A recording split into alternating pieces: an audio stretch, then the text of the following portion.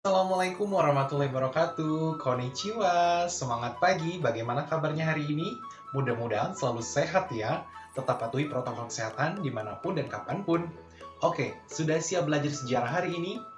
Coba kita tes jargon dulu ya. Viva Historia, Historia Magistra Vitae.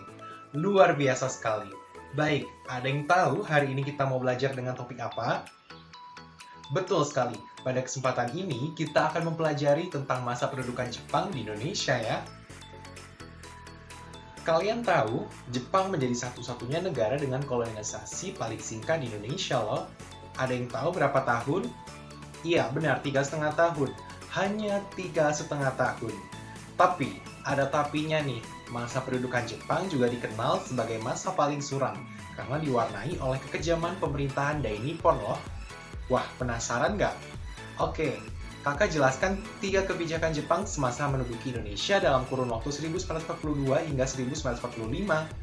Yang pertama, menghapuskan segala kebijakan yang bernuansa Belanda mulai dari aspek ekonomi, sosial budaya, politik, dan pendidikan. 2. Mewajibkan warganya melakukan seikirei, yaitu membungkuk 45 derajat ke arah matahari terbit. Maka tak heran, hingga hari ini masyarakat Jepang dijuluki sebagai negara dengan matahari terbit. 3. Eksploitasi tenaga rakyat dalam membantu Perang Asia Timur Raya, seperti diantaranya Romusa, perekrutan tenaga militer, dan perbudakan seksual atau Jugun Nianfu.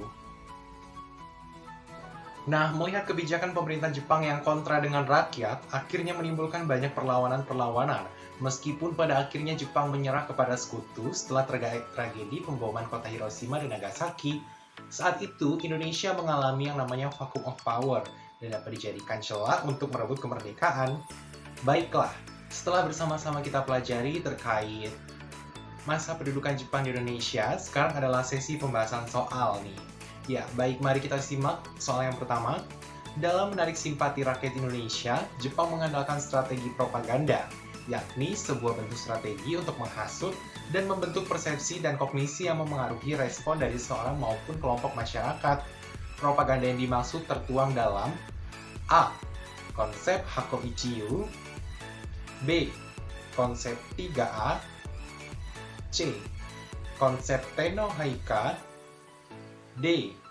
Konsep The Rise of the Sun, E. Konsep Tonari Bumi. Bagaimana jawabannya? Ada yang tahu? Iya, betul sekali, jawabannya adalah B ya, konsep 3A.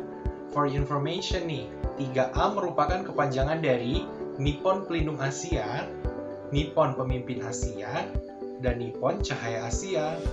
Nah, propaganda ini merupakan bentukan dari Hitoshi Shimizu, dan untuk memperlancar gerakannya, ia menggandeng pribumi Indonesia bernama Mr. Syamsuddin.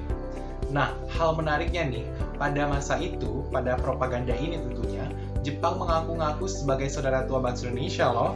Maka tak heran banyak sekali masyarakat Indonesia yang percaya akan hal itu. Baik, bagaimana pembelajaran hari ini? Menyenangkan bukan?